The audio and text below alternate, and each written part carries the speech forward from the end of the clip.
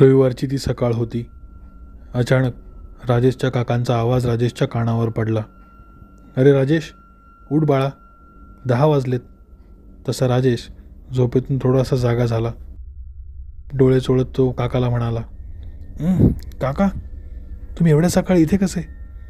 त्याचे काका बाजूच्याच गावात राहत होते, त्यामुळे एवढ्या सकाळी त्यांचं त्याच्या घरी येणं थोडं अनपेक्षित होतं. तसे ते म्हणाले, "अरे, तुला एक आनंदाची बातमी द्यायची आहे. आपण नवीन घर घेतलं आहे, तेच दाखवायला नेतोय तुला. चल लवकर उठ, आवर." तसा तो खडबडून जागा झाला.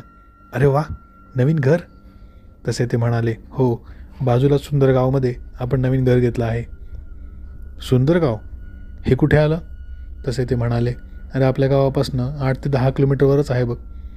तसा तो उठला आणि वॉशरूममध्ये गेला. सर्व नित्यक्रम आवरून आणि आंघोळ करून तो बाहेर आला. तसे ते दोघेजण तिकडे जायला निघाले. राजेश आणि काका खाली हॉलमध्ये आले. तसे राजेशने आपल्या मोबाईलवरनं कॅब बुक केली आणि काही क्षणातच ते सुंदरगावच्या दिशेने निघाले. कॅबने त्यांना बस स्टँडवर सोडले. त्यांची बस यायला बराच अवकाश होता. तसे राजेश काकांना विचारू लागला, "काय हो काका, अचानक घराचं वगैरे?" त्यावर काका म्हणाले, "अरे, स्वस्तामध्ये एक घर भेटत होतं. म्हटलं अशी चालती आली संधी कशाला दौडायची, लगेच घेऊन टाकलं बघ." "केव्हा झाला सौदा?"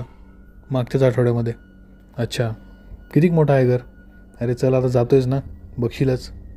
तसा राजेश होकारार्थी मान डोलावत उभा राहिला. काही वेळात त्यांची बस आली. सुंदरगावला जाणारी ती कदाचित एकमेव बस होती, परंतु त्या बसला अजिबात गर्दी नव्हती. राजेश आणि त्याचे काका सोडून फक्त ड्रायव्हर आणि कंडक्टर दोघेच होते. कंडक्टर तिकीट काढण्यासाठी दोघांच्या जवळ आला.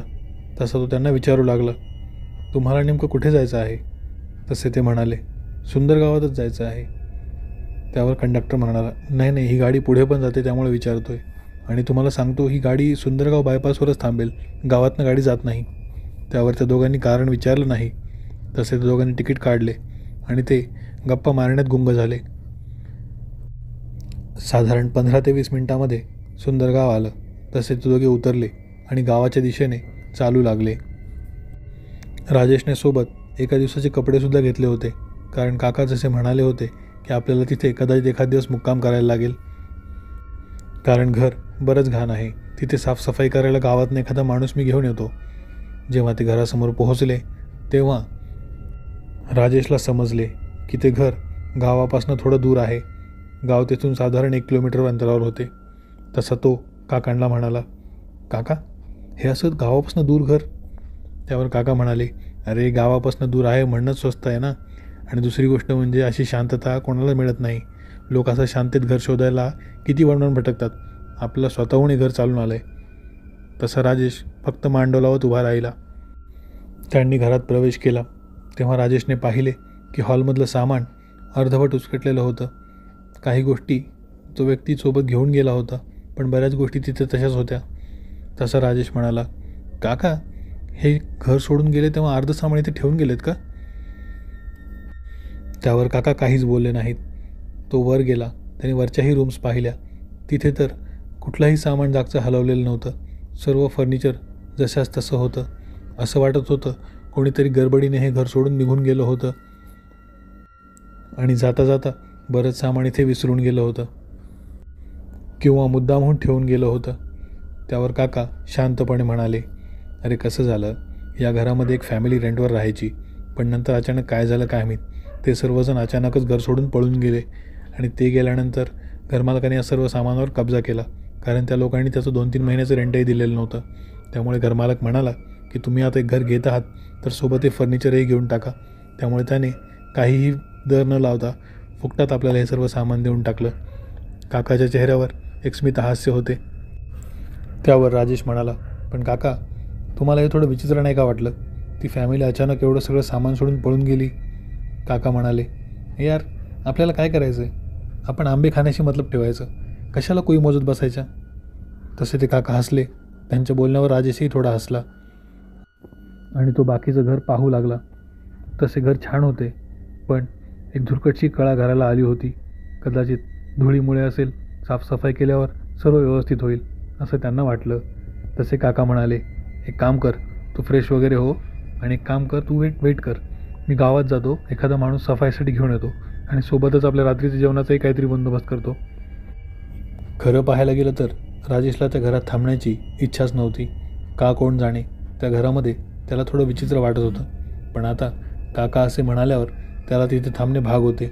तो म्हणाला, ठीक आहे चालेल काका, पण लवकर या. त्यावर काका म्हणाले, हो हो लवकरच येतो. तसे काका घराबाहेर पडले. राजेशने दार लावून घेतले आणि तो आतमध्ये काकाच्या येण्याचा वेटच करू लागला. त्याने आपल्या खिशातनं मोबाईल काढला आणि तो फेसबुक वगैरे चालू लागला. अचानक त्याला वरतून कुणाच्या तरी पावलांचा आवाज आला. असे वाटत होते की वरून कोणीतरी चालत आहे.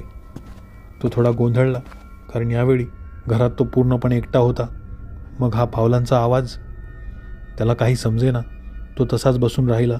तेवढ्यात वरतून एक 40शीतला माणूस धावतच खाली आला आणि एका खोलीच्या दिशेने बघून बोलू लागला, अगं उशीर होतोय ऑफिसला, लवकर डबा कर माझा. राजेश त्यांच्याकडे अवाक होऊन बघत होता. त्या माणसाला कदाचित राजेश दिसलाच नाही. तसे एका रूममधनं एक बाई आली. कदाचित ते किचन होते. तिने एक डबा त्या माणसाच्या हातात दिला आणि तो माणूस लगबगीने दरवाजा उघडून बाहेर चालला गेला. राजेश त्या बाईकडे पाहू लागला, पण कदाचित तिलाही राजेश दिसला नसावा. काही वेळानंतर दरवाजाची बेल वाजली. त्या बाईने लगबगीने दार उघडले. तसा समोर एक 70-80 वर्षाचा म्हातारा माणूस उभा होता. तो आत येताच राजेशकडे पाहू लागला व एक स्मितहास्य करू लागला. राजेशला वाटले ह्याला आपण दिसत आहोत, पण तसे नव्हते. राजेशच्या मागच्या बाजूला एक वयोवृद्ध स्त्री उभी होती. त्या स्त्रीकडे पाहून तो म्हातारा व्यक्ती स्मित करत होता. राजेश आता पुरता गोंधळला होता. त्याला समजत नव्हते की हे सर्व लोक कोण आहेत. तो म्हातारा आणि ती म्हातारी बाई आतल्या खोलीमध्ये निघून गेले. ती बाई जी आधी किचनमधनं आली होती तीसुद्धा किचनमध्ये निघून गेली. ते म्हातारा व ती म्हातारी ज्या दिशेने गेले होते, राजेश त्यांच्या मागे मागे त्या दिशेने गेला. आत जाऊन त्याने पाहिले तर तिथे कोणीच नव्हते. तो घाईघाईने बाहेर आला आणि किचनमध्ये शिरला. तिथेही कोणीच नव्हते. पण अचानकच कुठून तरी अन्न शिजवल्याचा वास त्या रूममध्ये पसरला होता. राजेशला काहीच कळत नव्हते की हा सर्व काय प्रकार सुरू आहे. तो पुरता गोंधळला होता. काही वेळानंतर दरवाजावर दस्तक झाली.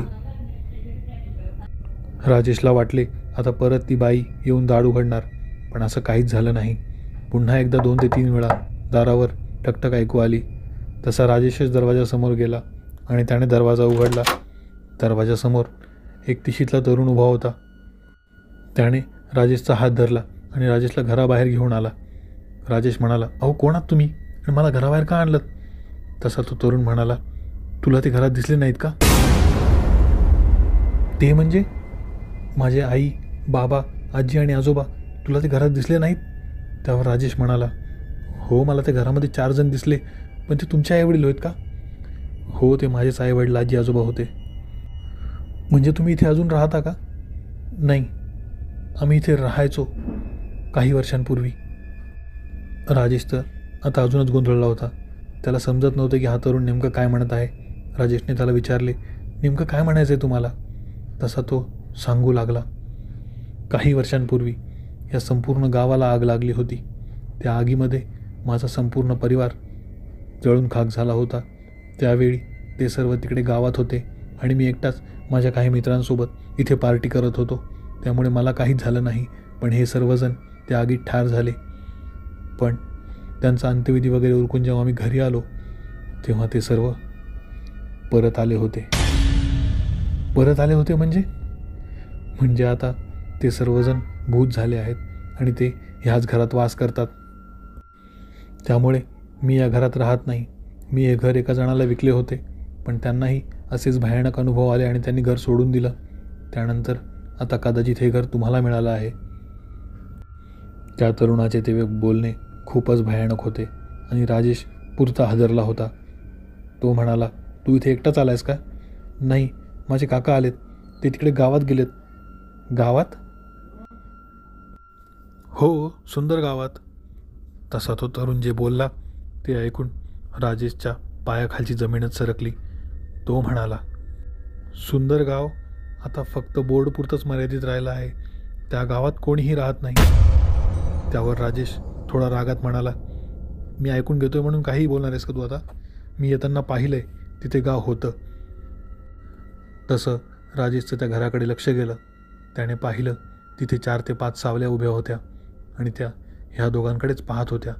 तसा तो तरुण राजेशचा हात धरून त्याला ओढत ओढतच जंगलात एका ठिकाणी घेऊन गेला. तिथे मारुतीचे एक मंदिर होते.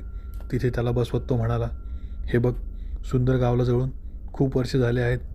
ज्यात माझा परिवार संपला होता त्या जागीत पूर्ण गावही संपला होता. तिथे आता फक्त भूतप्रेत शिल्लक आहेत. तुझे काका गेलेत, पण आता कदाचित ते कधीच वापस येणार नाहीत. ज्या गावात आपले काका काही वेळापूर्वीच गेले ते गावच नाही असे ऐकल्यावर राकेश पूर्णपणे हादरला होता. तो तिथेच बसून राहिला. तसे त्याने पाहिले की 4-5 लोक त्याच्या दिशेने येत होते. हे तेच 4-5 लोक होते ज्याला त्याने बंगल्यामध्ये पाहिलं होतं. तो त्या बाजूच्या मुलाला म्हणाला, तुम्ही जसं म्हणताय गाव नाही आहे, मला रस्त्याने येताना गाव दिसलं ते काय होतं? तसा तो म्हणाला, चकव्याचं नाव ऐकलंय का तू? चकवा तुम्हाला तेच दाखवतो जे तुम्हाला पाहायचं असतं. ते गाव अस्तित्वात नाही आहे. तो तुमचा फक्त एक भास होता. राजेश पुन्हा त्या 4-5 लोकांकडे पाहू लागला. त्याचं जेव्हा त्या बाजूच्या मुलाकडे आणि त्या मंदिराकडे लक्ष गेलं तेव्हा तिथे काहीच नव्हतं. तसा त्याच्या कानावर एक आवाज पडला, चकवा तुम्हाला तेच दाखवतो जे तुम्हाला पाहायचं असतं. तसे त्याला कळून चुकले की तो मुलगा जो इतक्या वेळचा त्याला घेऊन फिरत होता तो सुद्धा चकवा होता. तो त्या सर्वांपासून दूर धावू लागला, पण काही क्षणात त्या सर्वांनी त्याला 4 बाजूने घेरून घेतले आणि एक जोराची किंकाळी संपूर्ण परिसरात पसरली. तो आणि त्याचे काका त्या दिवशी त्याच गावात संपले होते. काही दिवसानंतर एक व्यक्ती आपल्या मुलाला घेऊन त्या ठिकाणी घर पाहण्यासाठी आला. तेव्हा तिथे त्याला एक व्यक्ती भेटला. त्याचे नाव राकेश होते आणि तो त्याला ते गाव दाखवायला घेऊन आला होता. मृत्यूची ही साखळी कदाचित नेहमीसाठी सुंदर गावात अशीच सुरू राहणार. तुम्हाला घ्यायचं आहे का एखादं घर सुंदर गावात?